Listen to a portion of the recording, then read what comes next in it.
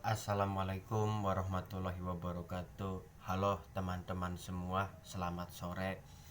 Di sore hari yang cerah dan sejuk ini, saya ingin mengajak teman-teman sedikit sharing santai dalam konsep kata-kata hari ini. Saya ingin sedikit nih berbagi tips cara membangun magnet penarik rezeki yang mana sejatinya itu ada di dalam diri kita sendiri, teman-teman. Nah, pertanyaannya, kok bisa, Mas? Kalau magnet penarik rezeki ada di dalam diri kita itu bagaimana? Pertanyaan kedua, bukannya rezeki itu dicari ya, Mas? Jawabannya adalah betul, rezeki memang harus kita yang mencari. Terlepas dari itu, doa yang kita panjatkan, ya kalau teman-teman yang beragama Islam ataupun yang bukan, bisa berdoa dengan sesuai kepercayaan masing-masing. Tetapi teman-teman, saya sedikit ingin berbagi sharing santai. Cuma sebelumnya mohon maaf dengan kamera seadanya dan pakaian saya masih pakaian bangun tidur ya, karena tadi saya tidur siang, sekarang baru bangun. Ya teman-teman, yang pertama itu adalah ketika berdoa, hilangkan kata semoga atau mudah-mudahan, tapi diganti dengan kalimat supaya. Yang pertama contohnya begini: ya Allah, hamba memohon kepada Engkau supaya Engkau memberikan hamba kelancaran, kemudahan, serta keselamatan. Nah, itu contohnya ya teman-teman. Tetapi kalau bisa, lebih tepat lagi doanya seperti ini: ya Allah, hamba pasrahkan segala hasilnya kepada Engkau. Ya Allah, tolonglah damaikan hati hamba dan berikan ketenangan dalam diri hamba. Nah, kemudian setelah doa seperti itu, teman-teman nih yakinin dari hati sama pikiran itu menyatu, bahwa ketika berdoa, sugestikan hati juga berbicara. Dengan cara apa? Hilangkan rasa kekhawatiran, rasa ragu-ragu untuk permasalahan yang sedang dialami. Gimana ke depannya itu pasrahkan saja, tapi tetap kita menjalaninya dengan berusaha atau yang disebut ikhtiar. Nah, karena apa teman-teman? Sebetulnya yang menghambat doa itu belum juga terkabul adalah pikiran kita sendiri dan perasaan hati kita sendiri, yang mana kita berdoa dengan kalimat ya Allah berikanlah, tetapi di hati dan pikiran itu masih ragu, penuh rasa khawatir dan pikiran yang tiada menentu. Itu justru ketika semesta mendengarkan doa kita, mau koneksi nih kepada Tuhan yang Maha Kuasa, diri kita itu telah memasang sinyal-sinyal penolakan, karena kita berdoa itu dalam menyembah rasa takut kita, rasa khawatir kita. Memang sih ada orang yang berkata, Mas, kalau berkata seperti itu kok gampang, tapi yang ngejalaninnya itu sulit loh, nggak semudah itu. Ya teman-teman, saya akuin itu memang prakteknya sulit. Tapi mohon maaf ya, saya bukan menggurui atau ngajarin, bukan saya sok paling benar ataupun paling pintar. Namun saya hanyalah mengajak teman-teman itu untuk sama-sama belajar dan sama-sama berbagi tahu. Ini saya bisa sharingkan seperti ini karena berdasarkan dari pengalaman pribadi saya. Saya pernah ngalamin di fase itu, tetapi saya tetap tenang, ikhtiar, saya pasrahkan. Hati dengan pikiran itu menyatu dengan penuh rasa pasrah. Saya bisa mengendalikan perasaan saya sendiri, saya bisa mengendalikan pikiran saya sendiri, dan ternyata alhamdulillahnya nih teman-teman, masalah saya itu teratasi, solusinya mudah begitu saja. Bahkan lewat tangan orang yang gak disangka-sangka, orang tersebut telah membantunya dengan secara cuma-cuma. Ya seperti itu teman-teman. Karena saya sudah ngalamin lebih dulu dan ada hasilnya, kemudian dari pengalaman saya ini saya berbagikan ke teman-teman untuk apa ya, sharing santai, berbagi edukasi dari pengalaman saya. Yang mana mohon maaf teman-teman kalau memang kata-kata saya kurang meyakinkan atau meragukan atau apa ya silahkan, tetapi saya hanya sekedar menyampaikan apa dari pengalaman dan mengajak teman-teman ini untuk sharing pengetahuan masalah berdoa itu. Jadi bukan doa kitanya yang enggak dikabul, tetapi hati dan pikiran kita itu masih ambiar kemana-mana, jadi belum connect dengan semesta ya. Jadi yakini dari hati dan pikiran, kemudian berkata, ya Allah, hamba memohon kepada engkau yang pertama ampunan dulu, karena bisa jadi kesulitan yang kita lagi alami, doa kita untuk solusi rezeki belum juga terkabul, tanpa kita sadari itu sebabnya adalah dari diri kita. Mungkin kalau kita nggak sadar dosa kita dulunya apa, salah kita itu apa, kepada siapa, di masa lalu itu bagaimana, tanpa kita sadari ya teman-teman, bahwa kita saat mengalami kesulitan atau belum juga dapat rezeki itu merupakan suatu pembersihan dari semesta untuk diri kita dari dosa di masa lalu.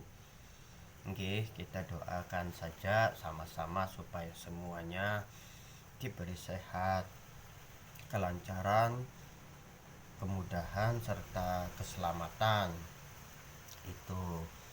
Nah, setelah kita menyadari itu dosa kita apa, salah kita kepada siapa, itu sebetulnya yang harus kita pikirkan di saat kita mengalami keterpurukan, kesulitan atau rezeki yang belum kunjung juga datang yang kita inginkan, adalah yang pertama kita menerima. Kemudian kita merenung dalam diri kita, katakan, saya terima ya Allah nasib yang lagi saya alami. Katakan itu dalam hati dengan lapang dada.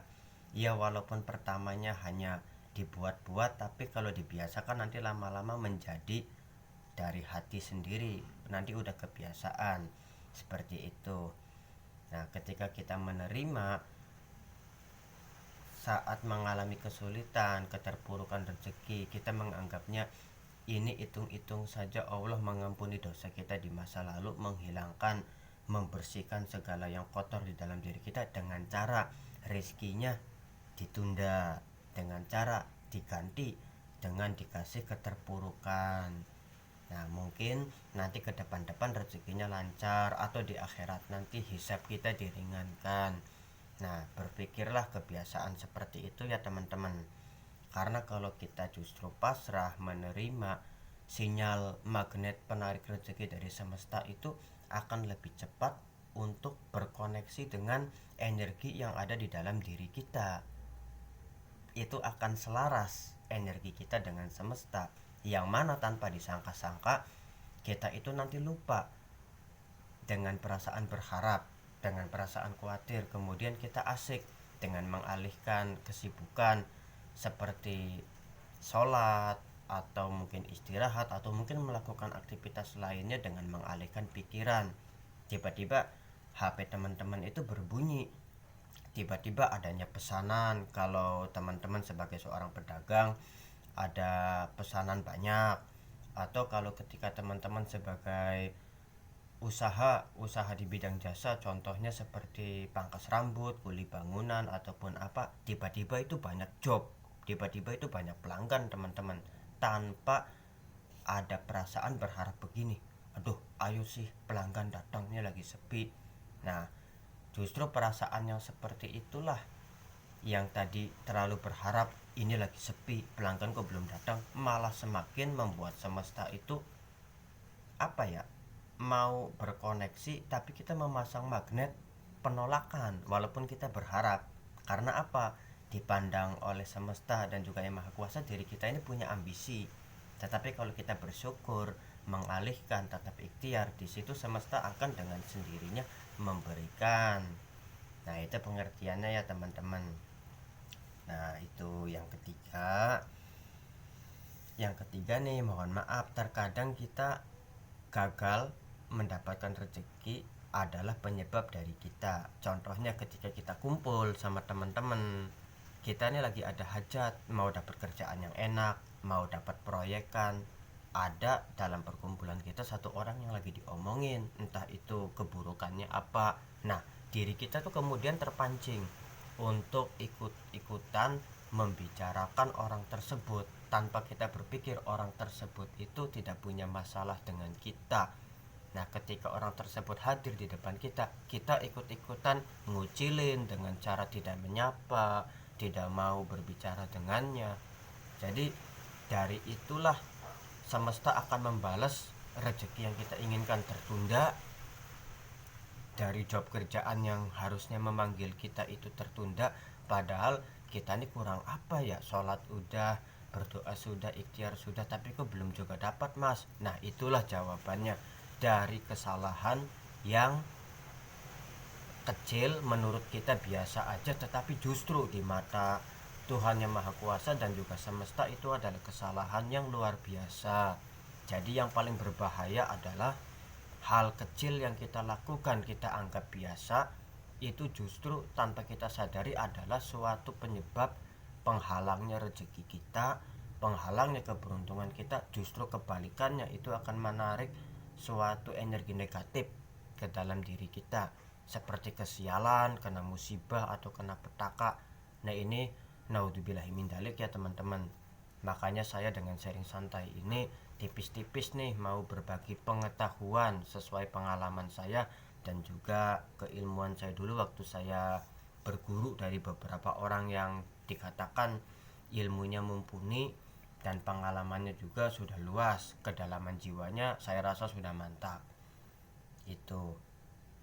Lalu bagaimana mas? Nah ini sebaliknya, dibalik kalau ada orang yang dikucilkan, contohnya keburukan dia apa, kekurangan dia apa, kita bilang ke orang-orang itu kalau bisa, ya teman-teman atau emas atau bagaimana panggilan teman-teman kepada mereka, kita doakan saja supaya dia jauh lebih baik, terketuk hati dan pikirannya sadar, supaya dikasih rezeki yang berlimpah, kebutuhannya tercukupi, jauh dari hutang, sehingga nggak seperti itu lagi.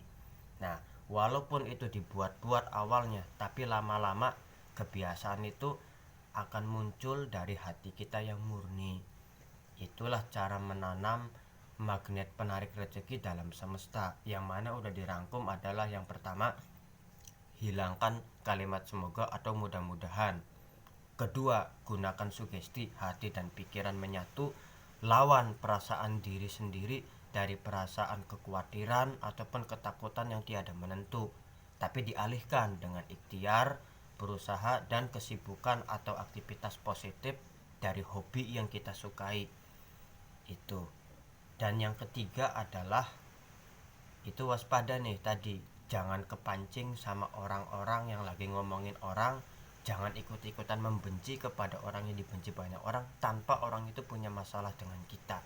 Oke teman-teman, sederhananya itu saja 3 tips. Yang keempat nih, satu lagi, itu adalah dibiasakan mendoakan orang walaupun itu hanya lisan, tapi lama-lama akan muncul dari hati. Seperti tadi kan contohnya, ada orang yang diomongin, yaudah mas, mbak, atau teman-teman kita doakan supaya jauh lebih baik. Nah, terus kalau bisa nih teman-teman, kalau ketika ada suara azan sesudah selesai, kita pasti tahunya cuma baca doa sesudah azan. Tapi ada nggak kepikiran di hati kita, di pikiran kita, bahwa berpikir mendoakan semua orang yang mengumandangkan azan itu diberikan hidupnya sehat walafiat, panjang umur, rizkinya berlimpah, jauh dari segala penyakit, musibah dan mara bahaya, serta yang diinginkannya, yang dicita-citakannya tercapai. Nah, maka dari itu, lakukan itu ya, doakan orang lain.